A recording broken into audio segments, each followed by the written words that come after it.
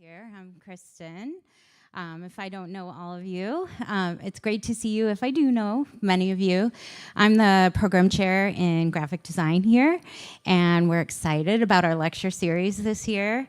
The Design Lecture Series was founded here in 2017, so we've actually been doing these for a while, and the goal is to bring in people who are inspiring, and who are changing expectations of what design can be and do in the world. And I can think of no better person to join us to talk about that than Eleazar. Before I introduce Eleazar, I did want to give some thank yous. Our wonderful events team, including Emma Wiseman, who's a grad of PNCA Design, for helping out with all things setup and running the show here. We've got Danny in the tech booth upstairs, making sure that you can hear me and that folks online can participate. And then our department coordinator, Flo, who is my maybe better half running this stuff here. And then Nico, who made our wonderful posters and graduates this fall. We also have a design major who is doing photography for us tonight, so thank you. Without taking too long, I do want to give a little background on Eleazar. So Eleazar's firm, Odd Notion, is somebody I've been following for a long time because they focus on design with purpose. So we talk about design for good, we talk about design that can do something, that can change something, that can lift people up. And I really am inspired by them because they do all of that in an elegant, contemporary way that feels fun. It still feels like it's full of joy. We're living in a time when we could all use bolstering and lifting up. And to get to see someone who's doing that kind of work from a really high strategic level, for students especially, is very inspiring, but for me too. So Eleazar will show you what that's all about and tell you a lot about it. He's got a great podcast, and I really also enjoy the way that they write about their work and kind of position it for different audiences. So it's more than just design, it's like really message. So without further ado, I want to turn the mic over to Eleazar Ruiz.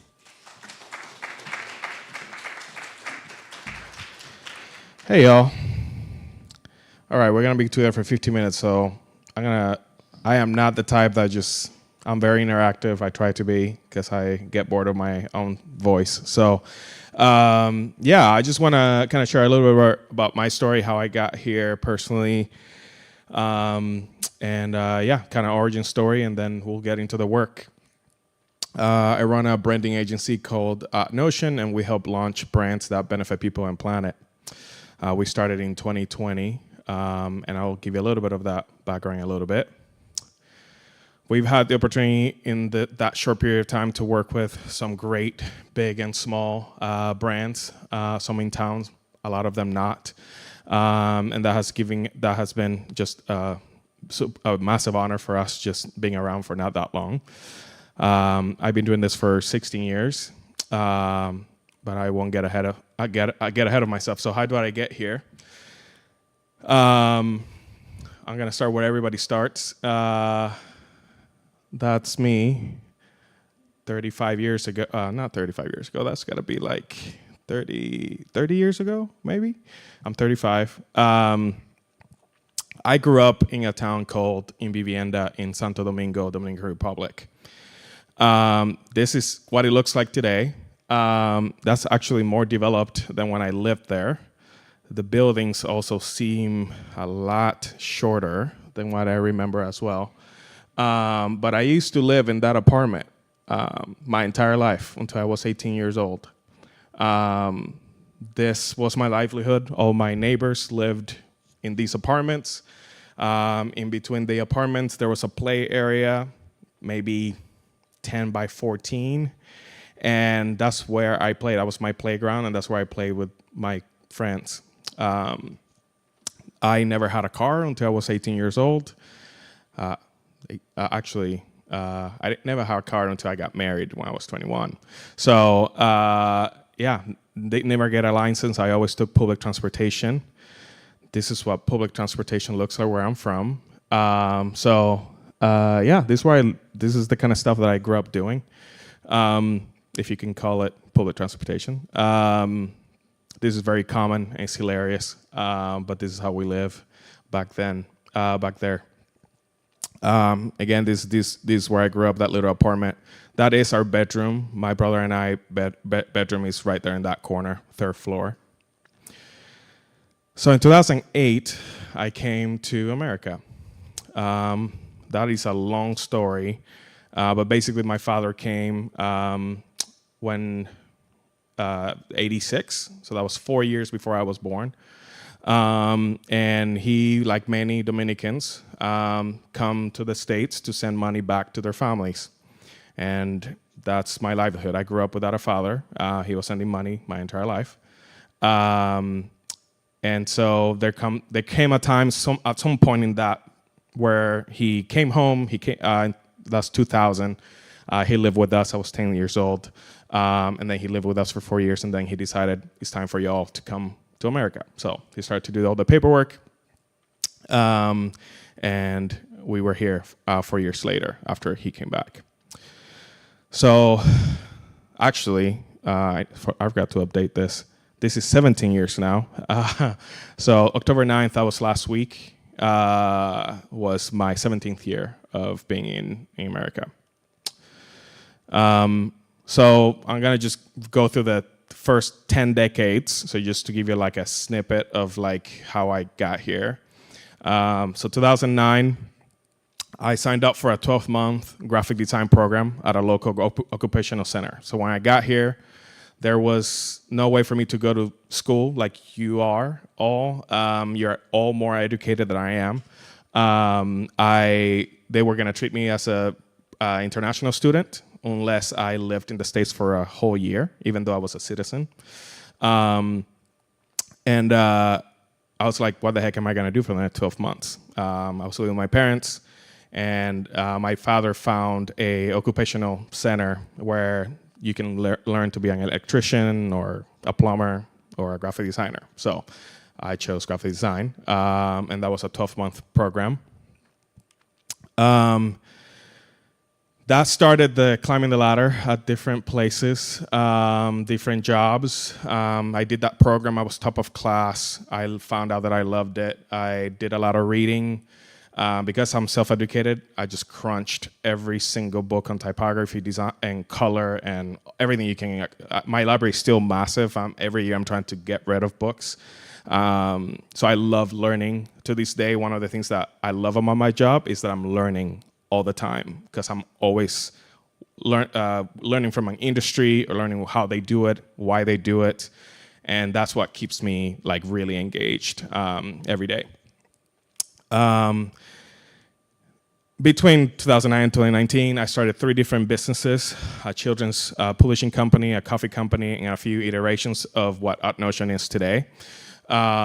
So I have always had the entrepreneur bug. Always wanted to start something, always wanted to do something.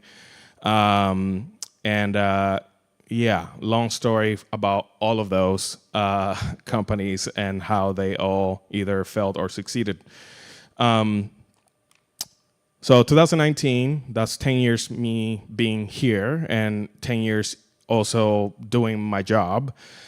I was exhausted, and I started to, by this point, you know, I've turned 30 in 2020. I've already started a bit of a studio. It was not called Notion, and I won't tell you what it was called. But yeah, I was already doing the studio. Our main focus was to launch brands. That was it. Super straightforward. But then George Floyd happened that same year, later that year. And George Floyd was a lot of things for a lot of people. For me, it was the realization that I was not an active member of my community, that I was not showing up in ways that I was proud to show up. And I was in the middle of building a business. So I was like, okay, what does that look like for me to show up? That's so intangible. There are very huge systemic problems around us. How can one person do something about it? And what does that look like for me to do something about it? And that's when I was like, what if I made it my job to show up? I'm almost like forced to show up because it's my job to show up. And so that's when we rebranded to Notion and to position ourselves to serve the kind of brands that we serve today. I'll talk about how we do that in various ways. But yeah, this is the crazy idea.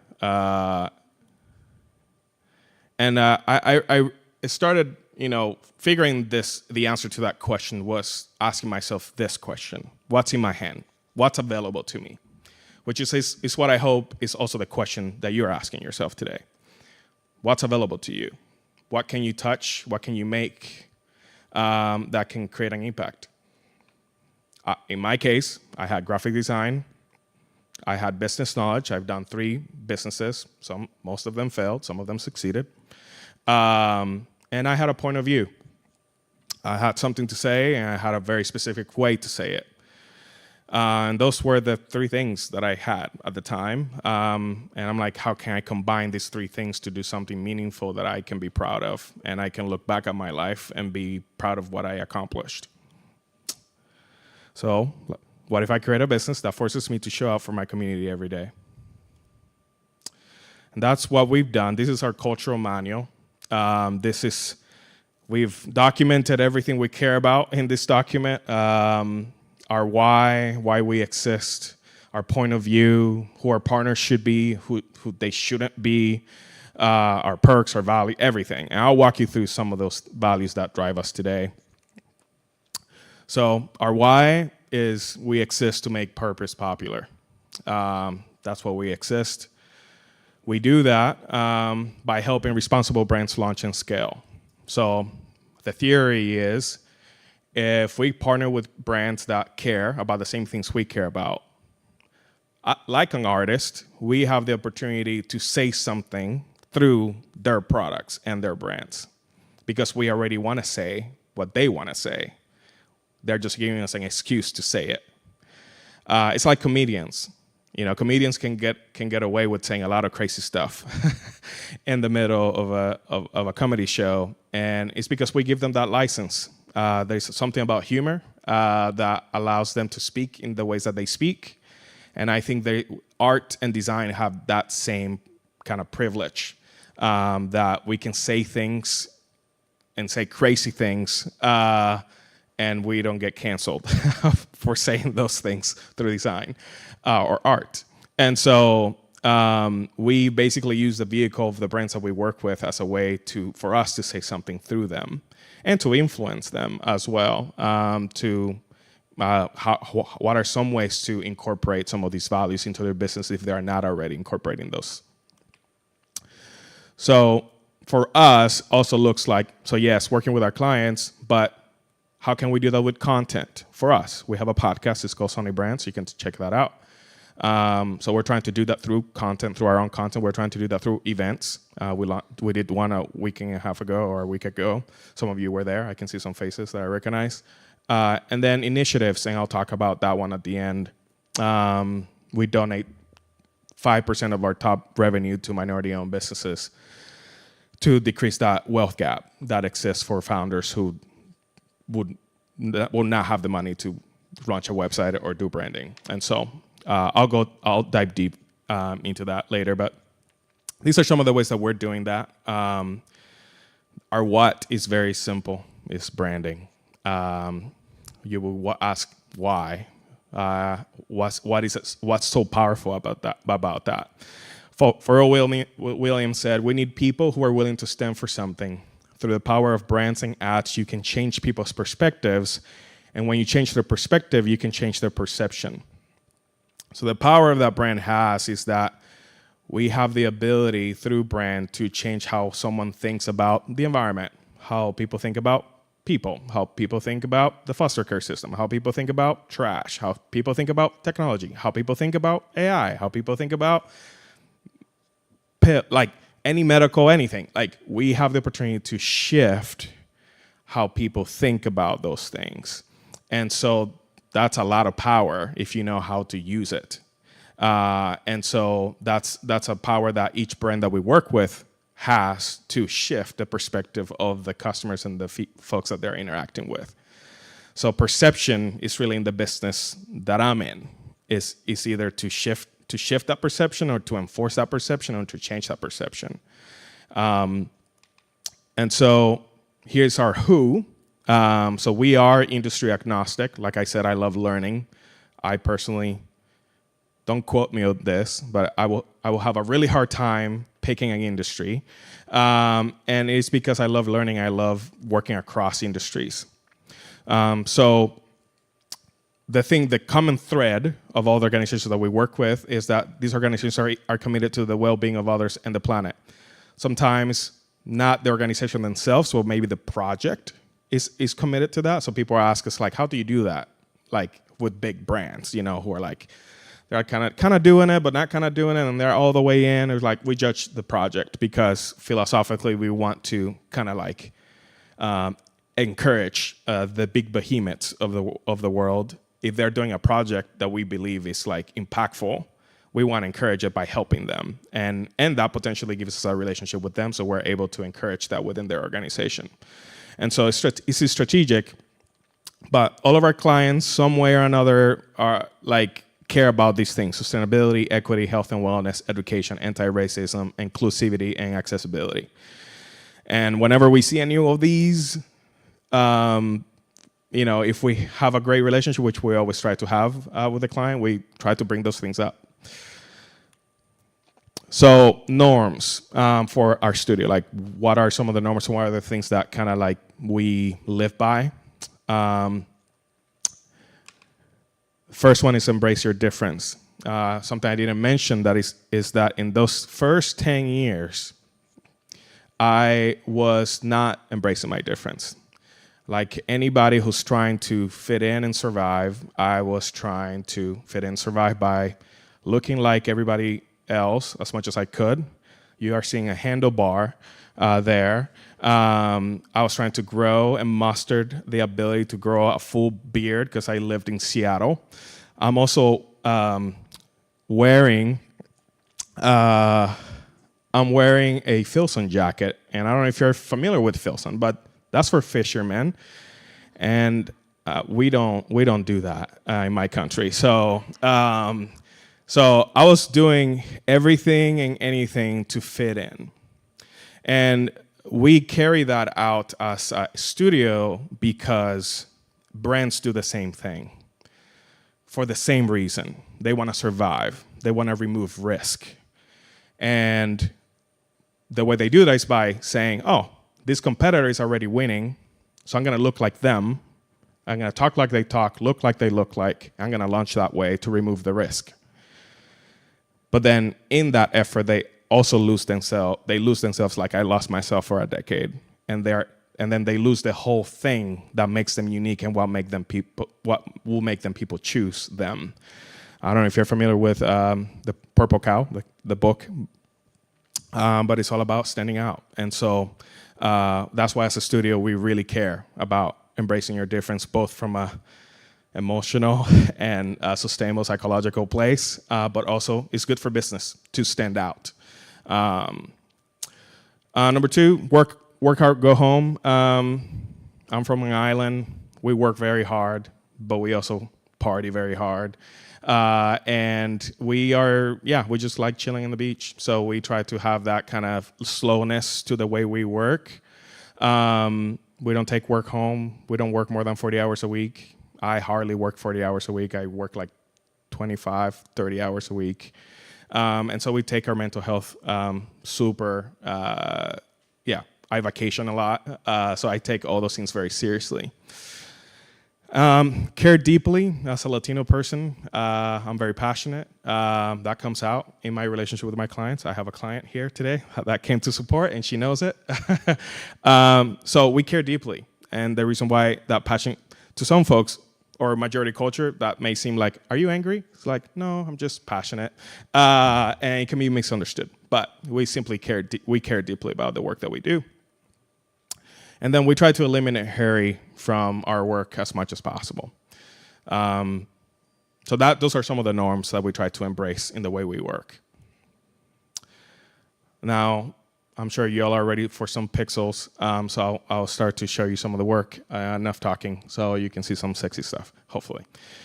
So I'll talk about RISA, which is one of the latest projects that we've been working on this year. RISA is a mental health, is a mentorship app for mentors to help others go through life. It's not released yet, so our client, who's here, RISA, Cynthia, who let us show you all of this, is going to come out in January. So we've been working behind the scenes to do rebrand, new illustrations, typography, color, app interface, website. We're going to work on the website next week. And so you're get to see something that no one else has seen right now. So yeah, we had a lot of fun with this. RISA already had a brand that had a world that they created with illustrations, characters, and we simply came in to enhance that world and to make sense of it for ourselves, so that we can help RISA position themselves as someone that can be trusted in that space. And the illustrations are meant to show how accessible mentorship can be and how fun mentorship can be. And it also comes from a philosophical standpoint. A lot of therapy is basically, if you go to a therapist, most therapy is, if you go to a therapist, they'll tell you, okay, what's your trauma? Like, what's wrong with you? What have you experienced? And they'll walk you through how to deal with your trauma. The difference with RISA is that they use a strength-based approach to therapy, which is not just asking the question, what's your trauma, but also asking the question, what are your strengths, and how we can leverage that to help you live a better life. And so the illustrations and the playfulness are trying to get to that positivity of this type of mentorship. That is not just looking at what has been traumatic in your life, but also what's powerful and beautiful in your life that you can leverage to have a better life. So all these illustrations are to communicate that beauty and that playfulness and that accessibility, and this can be fun. You can be thinking about your strengths and thrive. So I'll just quickly go through these. Again, this is like 2 weeks old, a week old. This was last week. I'm blurring all the lines. Yeah, so we created like iconography for the app. We created buttons. Right now, last week we deep dived on interfaces. You see some of those today. This is some of them. And we're basically allowing for everything that we created, the typography, the colors, the illustrations, come into play within the brand. And I heard that there's a lot of illustrators in the crowd potentially. That's a big major here. And my brother actually was the one who illustrated all of this. He's in the design world, but he's more of an illustrator. So yeah, illustrations. Both of the brands that you're going to look at today, they're character-based illustration brands, which illustrations are being leveraged on both. So you can see how you can leverage playfulness as a way to say something as a brand and position it in that particular space. Yeah, this was super fun to put together today, this morning. But yeah, it's one of those things that, as a studio, we're like, when the project first came in, we were excited. Why? Because we had the opportunity to talk about mental health. So we're like, oh, awesome. We get to talk about mental health. So then that's really what it comes down to. Every time we get a project, we're like, what's the subject matter? And are we interested in talking about that subject matter? And do we have something to say about that subject matter? And working with RISA, we learned about this strengths-based approach. And I was like, oh, I didn't know about this. Can I do some therapy like with strength-based? Because I've never done that. So that's the part of the work that's so fun, that I'm constantly learning. We're constantly growing and understanding things about things that benefit folks. So we can't wait to actually release this and see how it would impact people This is a website that isn't built yet, and we're going to be working on that in the next 2 weeks. This is social media. When we're showcasing brand, we're showcasing not just how the logo and the colors and typography, what's going to be, but also how is it going to flesh out across all the touch points. So for this, it's mostly a digital brand. So we're showing a lot of digital touch points, but like you'll see in the next one, it may be signage, it may be print, it may be whatever. It may be like having a building and where do you put things? So we explore all those things when we're exploring brand. I want to make sure I'm doing it on time here. A lot of this that we also have a lot of fun with is creating tone and voice for the brand. So not just what it looks like, but also what it should say and how it should say it. So treating brands as a person and they have a personality. So words matter and how they speak matter. So we also work with writers to help us create that.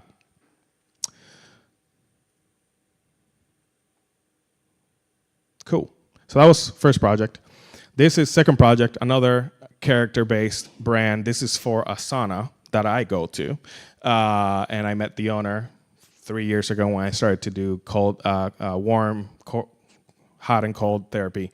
And we keep talking about this project forever, and she recently fundraised $500,000 and she got it. And she's like, it's time to do a rebrand. I'm like, let's go. So this is awesome. I'm excited about this project because I actually get to see it, because I go to it and I get to see how everything fleshes out. What makes Connect, which we shorten it from Connect Wellness to Connect, what makes them different in the space of spas is that they have a playful attitude to doing this. A lot of people take this kind of wellness too seriously. They have an attitude towards it that is just like so scientific and specific. And if you meet Michelle, she's super fun. And she just wants you to play. She wants you to have fun with it. She wants you to make fun of it. And so we brought that into the tone and voice as well. And we created a character that we actually didn't name. Just to show, this is to exemplify, we want it to be something that's a character that symbolizes nature. It is an outside spa. It's not it's not an indoor one. So that's unique. It's outside. And the three things that they care about is connecting with yourself, connecting with nature, and connecting with others. So also within this industry, going to the spa and talking is not common. You want to stay quiet and you want to stay to yourself. And she's actually saying, no, I want to go with my best friend and I want to have a conversation. So she has silent saunas and she has like conversational saunas.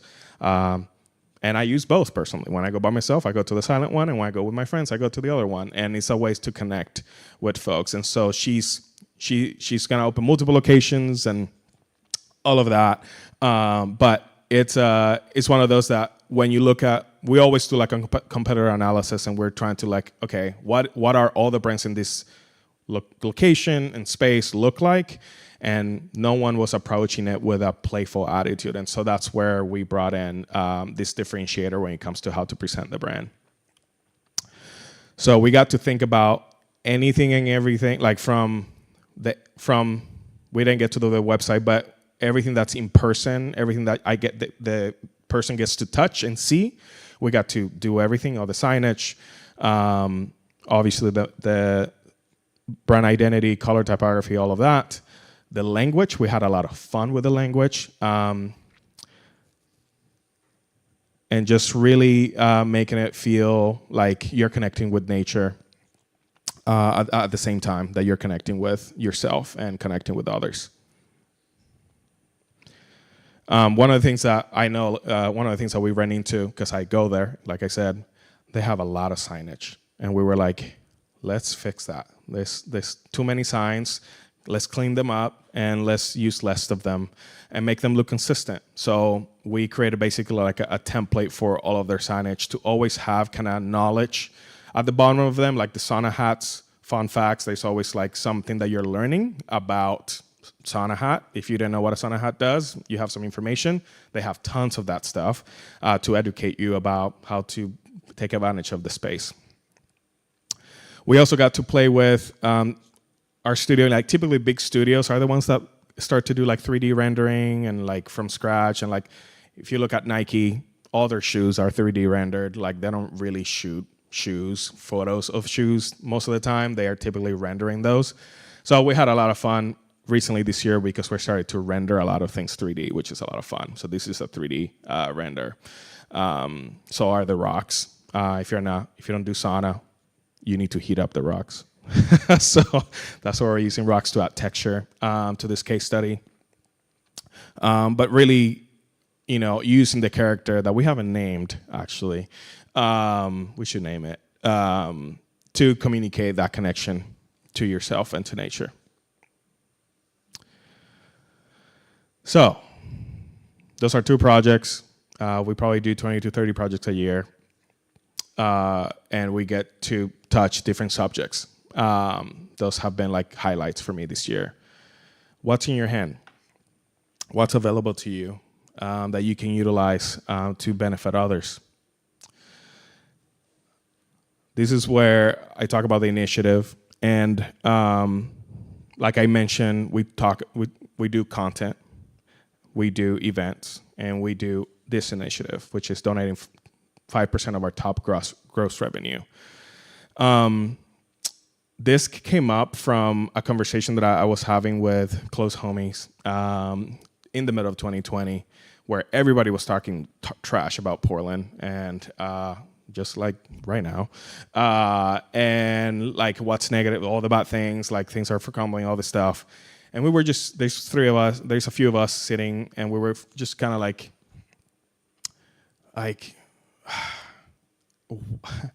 let's do something about this. I'm tired of talking about it, and I'm tired of hearing people talk about it. I'd rather do something about it. This is actually kind of the same conversation that fueled Notion a little bit, but this was like the actual super tangible way, like that I could do today if I wanted to do that. So Dream Night is a Notion's program initiative designed to assist minority-led brands in need of creative services. We've done, I'll show you the numbers, but they're not updated. We're probably done like over 20 brands since the beginning, and we're helping anybody who is launching any kind of business, and we consider them like a minority, and they need access to that. So here's some of the principles that we utilize to motivate us, some of like core principles. These are super important. I'm a brand person, so principles and values are really important when we talk about those things. One was hope. We believe it's like the antidote to cynicism. So in a moment, even this is helpful for us right now. Instead of, I think we're actually, as Portlanders, are doing a better job with that collectively right now, but in 2020, it was like even Portlanders were talking bad about their own hometown, and it's like it was shocking to see that. And so we're like, no, we're not going to do that. We're going to hope. As an artist, like that's the kind of thing that's going to get me to do something. You have the ability to make an impact in someone's life. You may not have the ability to change a systemic problem, but you definitely have something in your hand that can impact somebody today. No question about that. So realizing that you have something to contribute is something that I needed to realize. Graphic design? Yeah, graphic design. Presence is another principle. You can't fix all the major problems, but you can show up. And so I think maybe our Western minds are like, well, what's the point? What's the point of showing up if I cannot really fix it? But showing up is everything. It's like if someone dies in your family or a friend loses someone, you show up. You can bring that person back, but you show up. And that matters, and that means something that carries weight. And so how can we do that as a community? How can we do that with the tools that we have? How can we use our presence as a way to create change and to mobilize? If you don't show up, who will? In that conversation, we were also kind of talking about, maybe later, if you looked at Portland as it's your home. When you buy a home and you take care of your yard, you're not really asking your neighbor, are you going to take care of my yard? That's great. They're going to look at you. It's like, that's your yard. Why don't you take care of your yard? It's your yard. You bought it. And it's that idea of ownership and showing up for our community. And that's one of the things that I needed to realize. And then simplicity. That's why I didn't become a doctor. Like, I didn't learn all this stuff, and then I'm like, oh, I can make something impactful if I become a doctor. That's complicated. That's 8 years of school, and that is changing my entire life. Simplicity is really just asking the question, what's in my hand? What's available to me? What can I turn into? What do I have in my hand that I can turn into something positive that I can impact somebody? So that's the simplicity aspect. Anything that seems super complicated, we're like, that's not it. Don't reinvent the wheel. So those are the principles that guide us in terms of this initiative, but also even as we lead the studio as well. So the who are folks who $250,000 a year or less in annual revenue. Those are like really, really tiny businesses. No more than 3 decision makers, and the ability to provide feedback on the spot. So these are like the things that we use to select those folks. And I'm going to show you some more pixels so you can see what that looks like in action. We do that in a sprint model, which back then we didn't charge for, and now that's like our number one way in which we exist as a studio. We offer a studio offering, a sprint offering that allows us to expedite how long it takes to do branding and website. It started as something that we need to exist, we need to make money as a studio, but we also want to give back. How do we make sense of the business and the giving back? And we don't want to sacrifice quality. So let's create a sprint model, which is literally a 5-day process that we do branding, a 7-day process that we do a website. Is true. We've done it dozens of times. And it works. And the quality is great. So that's what we, to this day, still use. And this is how we're able to do it. This was for Ban de Sol. This is a clothing company. The founder, she does this on the side. She has a part-time, full-time job, I think. And the women that make the clothing live in Thailand, and they make them from scratch, make it from scratch, and the materials that they're using is like super sustainable. And a lot of the things that we run into when we're working with clients is that maybe the product per se isn't like changing the world, but the suppliers, like who's creating it, their lives are being changed because they are the ones that get to do it.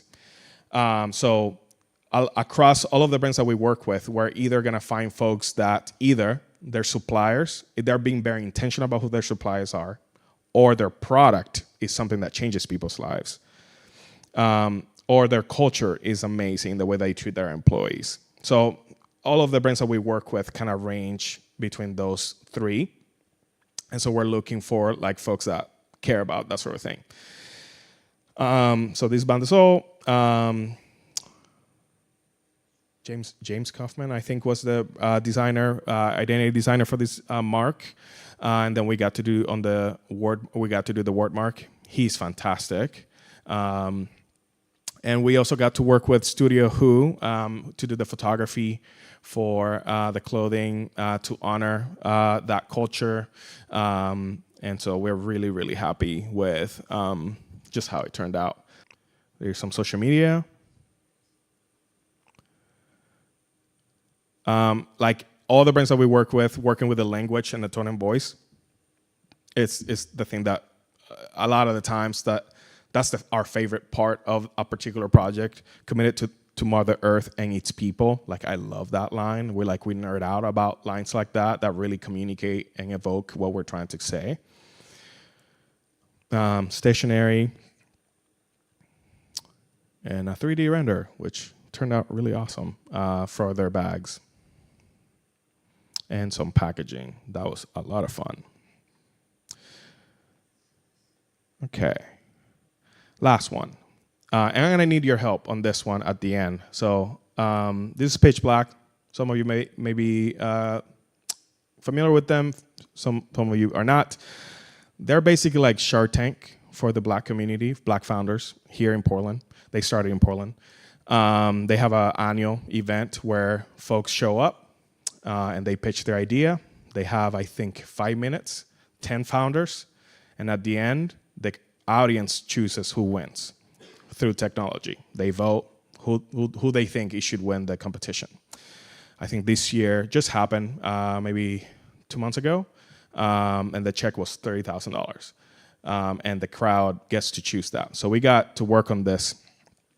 And this was a very special project for me because, like, if you don't remember, what got me into Odd Notion was George Floyd.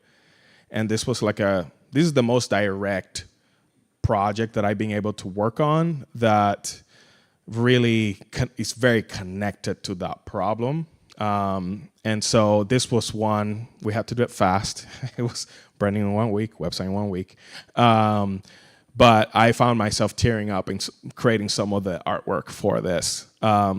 Some of the things that we needed to accomplish for the brand was, so Pitch Black right now is like, if you go to the event, it's all kinds of founders across many industries. They wanted to do industry-specific events where they can talk about nonprofits, education, food, CPG, and they just did one called Pitch Black Food, and it was around food and only food, and everybody that was pitching are either restaurants or like in the food industry. They want to continue to do that, do industry-specific events. There's a lot of strategy on why that would make a lot of sense for them. So we needed to create a brand system that could scale to all of those industries. So we worked on color, we worked on typography, custom typography, we didn't choose to do a mark for this brand on purpose. They used to have a symbol, but we felt like creating a symbol is creating an image that the brand will be known for. And I think blackness is not something I really want to define. And creating an image for it will be defining it. And I wanted to allow the founders to be the faces of what Black looks like, real, authentic Black. And I didn't want to use a mark to kind of murky the waters for that. So it's all word mark, it's all words, it's all letters. The letters become condensed or really wide. And that's the expression of the brand, just being able to do that. One of my favorite taglines that we've ever came up with, and maybe it's because I'm biased, I mean, this is close to my heart, but Pitch Black, the home of Black ideas. Yeah, it's super meaningful to me. And this is how we worked on the system to make sure. This is us experimenting with the system. Okay, I can flip the industries, or I can flip the images of those Black founders, or I can flip like many, many different things. And so this is us exploring what the system could look like. This image on the right was the one that made me cry. And Black, astronaut, architect, chef, president, scientist, actor, inventor. Some of these categories are not known for having a Black person doing that job. And for the brand to be able to say this in this way just meant a lot to me, to be able to work on it. And that's what when I was talking about earlier. This is really a privilege for us to have the opportunity to touch these subjects and talk about it, and have the opportunity to do that.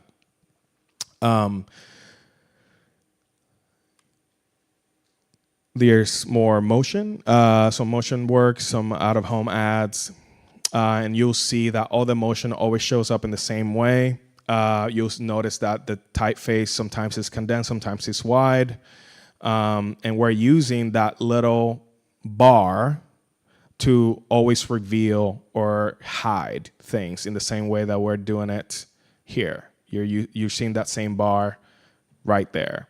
And that's kind of the part of the system that we're using to reveal or to show or to hide things in the system. You're seeing it there again.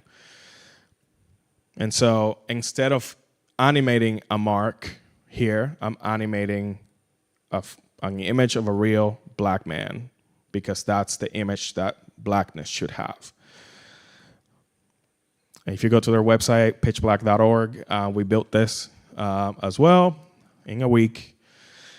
And we had a lot of fun with this. So basically, their website before was only a place where I could go and buy tickets.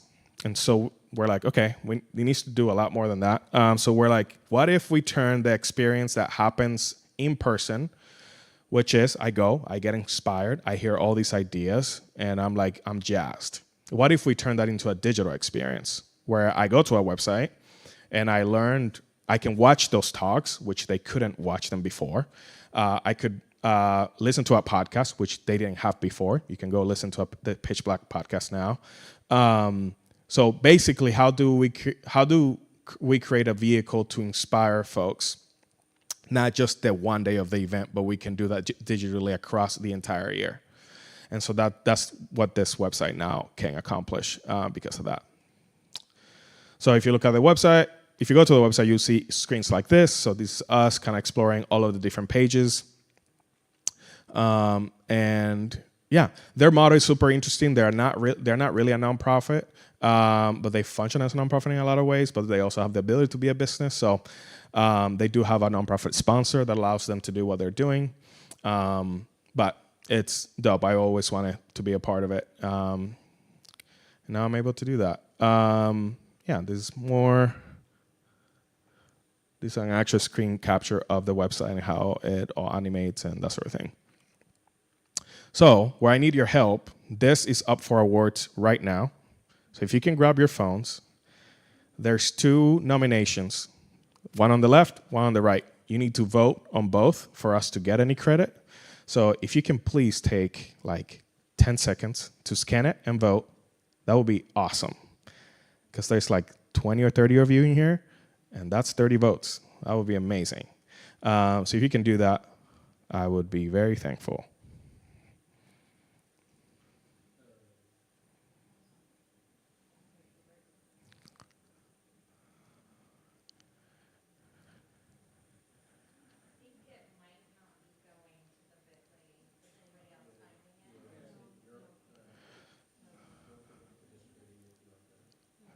Uh-oh. All good. If you go to the Anthem Awards, I don't know what. Oh, stupid. Okay. Don't forget to go to Anthem Awards. You'll find it there. You can just look for Pitch Black. You'll be able to find it. If I can talk to y'all after this somehow, or send an email or something like that, we can do that later as well. The ones that I had last week did work, so let me pull that up real quick. Actually, I'll do it at the end. Let's finish this. So I learned that small is big. Small efforts, very little incremental actions make an impact. This quote actually came from Stephen Green, which is is the founder for Pitch Black. Small is big. Hope. What's in your hand? The outcome for us has been, this is numbers not including this year. This is probably 20 now. This is probably like 20, probably 32 or something like that. That's over 1,000 hours at this point. And that's probably hitting almost $200,000. Small is big. Those have been like really small actions that we've done, and we shut down our studio to work on these projects, and we do it for the love, and that's it. And that's the question for you today. Whatever you do, doesn't matter. You have something to contribute. Thanks.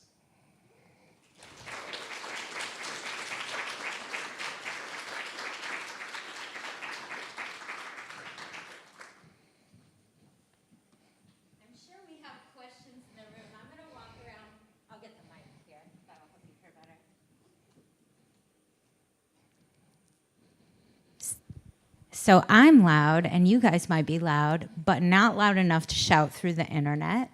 So I'm going to carry around the mic. If people have questions, then we can share with folks who are viewing online as well. So just kind of wave your hand, and I'll come find you.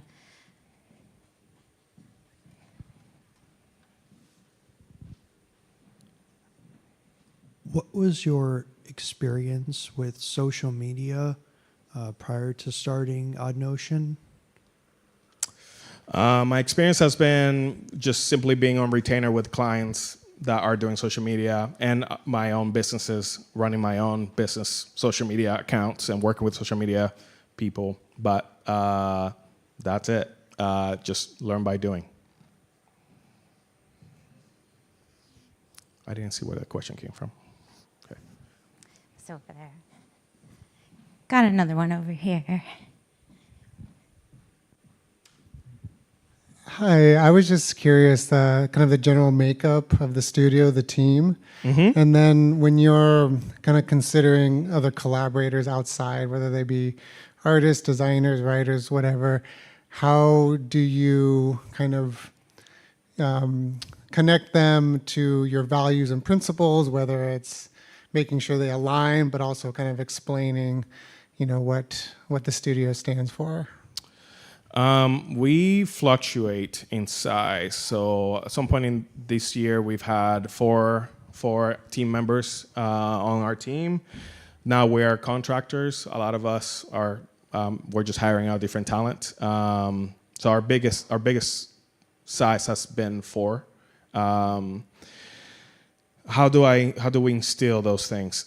We show them the culture manual before we hire. That we get them to read that. That's part of the interview process. We do like 3 to 5 interviews to kind of try to nail down different aspects of what we're looking for. We probably have like most jobs, you have like a skill interview, you have a culture fit interview, and that culture fit interview is when we try to figure out like, why do you do what you do? What wakes you up in the morning?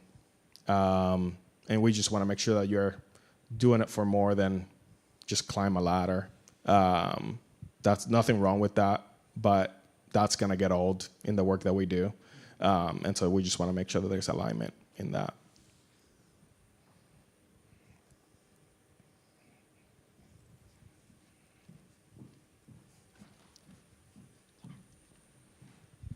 I just had a question around when you're developing a strategy for a brand, if you could walk through a little bit of your research process.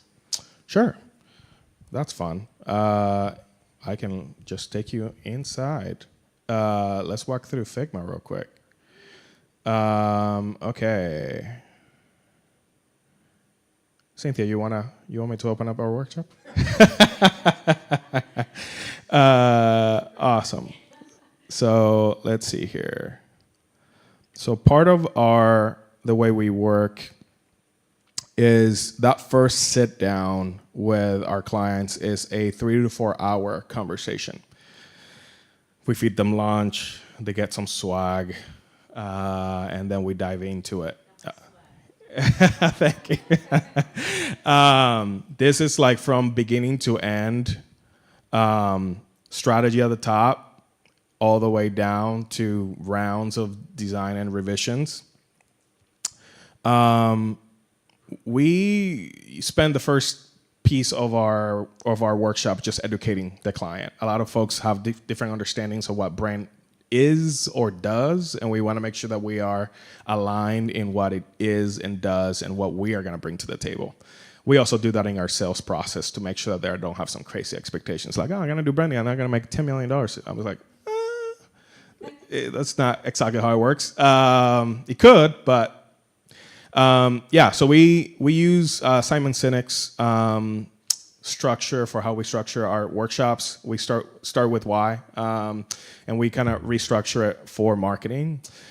But we talk through like, what's your why? Why do you exist? And this is what the RISA team talked about. We go through who do you champion and personas, and we identify those and who they are. We talk about tone and voice. How does the brand should speak? Again, these are like 4 hours, so we are taking our time to document. We record everything. One of my favorite exercises is the brand archetypes. Typically requires pulling out some popcorn to watch your client argue with themselves about where this should be. Super fun, but this is about figuring out the brand personality. Super helpful for us to understand what should be what we should do. And this is where then we land on visuals. And these are like the clusters of words that we use to determine how it should be based on everything we talked about, which at this point is about 3.5 hours. And then we cross-reference. This is that part we don't show clients, but we cross-reference all of this.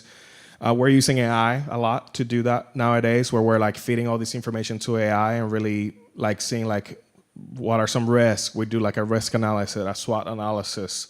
We look at the competitors in the space and just making sure that we're not running into anything like that. But we do that offline just to qualify our ideas and make sure that we don't have any further questions after the workshop. Yep. Are there any obstacles that you come across in your work? And if so, how do you overcome them? Oh, man. I think one obstacle has been, again, I'm an island boy in a Western country, and there is a very specific way here to grow a business that I'm not quite there yet in terms for agreeing with the way of doing it that way. And I grew up with a mother who was a dressmaker. I saw her make custom dresses every day. I saw clients coming to my house to sit down with her to be custom fit, to give attention to them. It was one by one, attention to detail. They will kick it. They will have a lot of fun together. And I grew up seeing my mom doing that kind of work my entire life. She never made it, if you will. She never scaled. But she enjoyed her job. And I'm finding myself doing the same thing now. And I think the biggest struggle has been, as you can tell, we do great work. I'm really proud of the work that we do. It's big agency feel to it, but we don't want to run it like a big agency. There's just a lot of things that you lose in that I'm not willing to sacrifice. And so,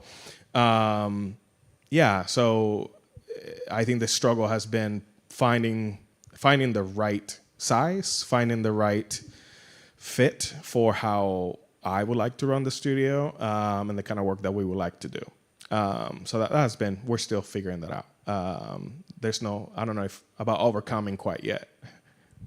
We're very content. I can tell you that. Hello. Howdy. So when it comes to working with these small businesses, how do you kind of vet working with them? Do they come to you for work, or do you approach them with, possible work? Mostly they come to us, but we vet them. We ask 3 questions in our sales calls, basically. Is why now? Very important question. Like, why are you doing it right now? Why are you doing branding right now? We are basically just trying to get out of, like, what's in it for you? Like, what are you trying to accomplish kind of question. Why this? So why branding or why website? What do you think it's going to give you? We want to understand that. If they give me like a crazy answer, we're like, I don't know if we're the right fit, because I don't think if we can deliver that or not. And then we ask, why us? Did you see something in our work? Did you see something in our values? Did you resonate with something? And that's basically like the 3 questions that we ask. All the answers to all those questions will reveal a lot. We obviously do our research, but we pretty quickly find out whether what they're doing matters or doesn't matter. Yep. I can project. As like a follow-up, has there ever been an instance where you've actually gone to a business that you personally would have wanted to work with? Um,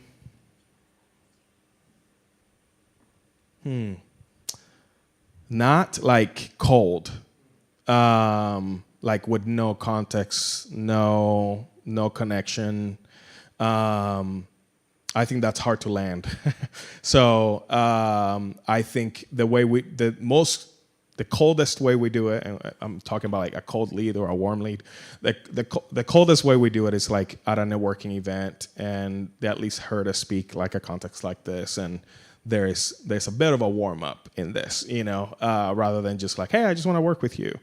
Yeah, and I'm of the mindset that I want to always give something in return when I'm asking for something. And so our marketing strategy for us is to provide value, always provide value for free. If you want me to put my hands down on my keyboard, you're going to have to pay. But my knowledge and my time, I'll give you that. And so we're very generous with our knowledge as a way to show value to folks. Yep. So you have a primary team of 4 people. Within your secondary team, are you working with like publicists or other marketers and such to help push a brand that you're working with? We don't do marketing. We're not a marketing agency. We do brand and websites. So if there is like marketing work to be done, we typically refer that out to another agency that's focused on marketing. But yeah, that's when our job ends. We focus on building all of the touch points, website, print, social, like make sure that those things are there and they are saying what they're supposed to be saying. But driving traffic to those things, we pass that on. Thank you.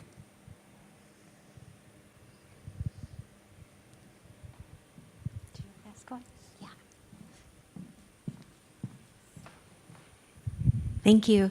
I'm so curious, what are some of your favorite resources for branding inspiration? Oh my goodness. I literally have like a library of 500 things in it. My regular go-tos is the brand identity right now. We got feature on it for Pitch Black. That was awesome. Brand new. I spoke at it last year. There's a new conference this week. I'll be there.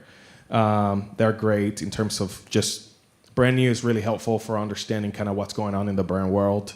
And people are, I don't know if you're caught the Cracker Barrel drama. Yeah. That blog is where all the designers about brand go to talk about it.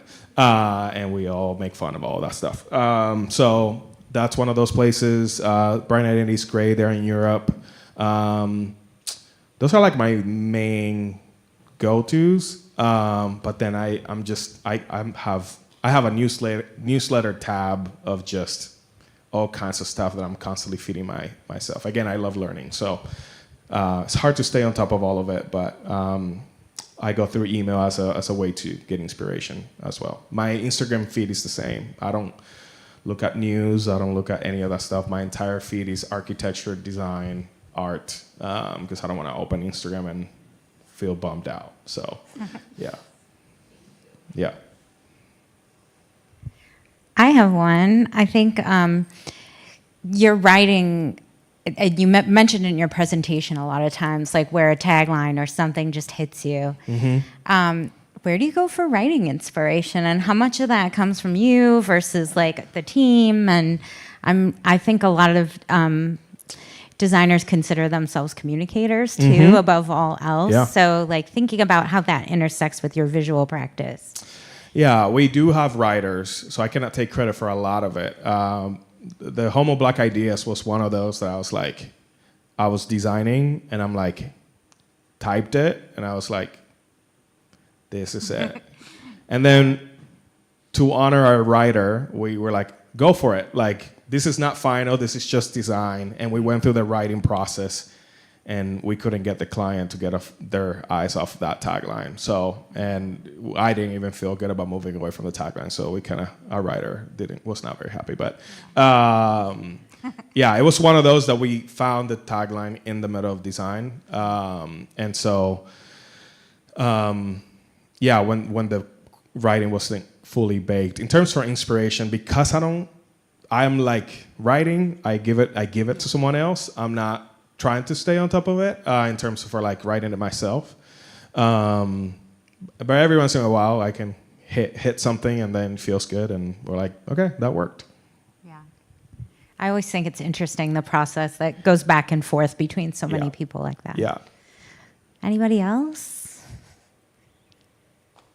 Do we have any questions from the wonderful Peanut Gallery online?